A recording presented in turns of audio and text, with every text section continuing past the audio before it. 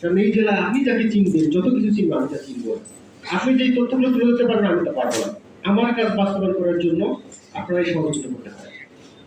আপনাদের হচ্ছে আপনাদের এখানে মানে গ্রুপ করে আপনারা কি ধরনের প্রশাসন প্রত্যাশা করেন, আপনারা কিভাবে জেলা প্রশাসনকে দেখতে চান, জেলার প্রশাসনের কাছ থেকে ডিসির কাছ থেকে আমরা কি ধরনের হেল্প পান, সো দ্যাট সরকারের পলিসি ইমপ্লিমেন্ট করার জন্য যেগুলো দরকার হবে। ধরেন আমি সরকারের কতগুলো আপনারা জানেন প্রায়োরিটি পলিসি রয়েছে, জনসেবা সেটা আমরা জানি, জনসেবা জননিরাপত্তা, এর পাশাপাশি সরকার কাছে প্রতিটি মানুষ যেন নিরাপত্তা পায়, সরকার কাছে প্রতিটি মানুষ যেন নির্বিঘ্নে চলতে পারে।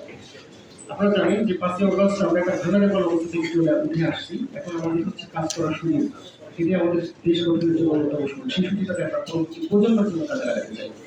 আপনারা আজকে প্রস্তাব দিলেন যে এই কাজগুলো করলে এই কাজ করা যাবে। আপনারা জানেন যে এখন বর্তমানে যদি বৈশ্বিক সমস্যা নিয়ে আমরা চলছি, সরকার গঠন করেছে ইতিমধ্যেই যে বৈশ্বিক জ্বালানি দাম বেড়ে গিয়েছে, আমরা এখন জ্বালানি ক্রাইসিসে প্রতিনিধিরা আপনারা বললেন যে কেন দেরিতে আসছেন, আমরা কিন্তু অনেকগুলো মিটিং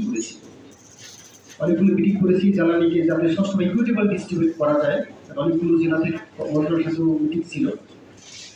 তাহলে আমরা সেই কাজগুলো কিভাবে করতে পারবো সেই পরামর্শ আপনাদের কাছে চাচ্ছি।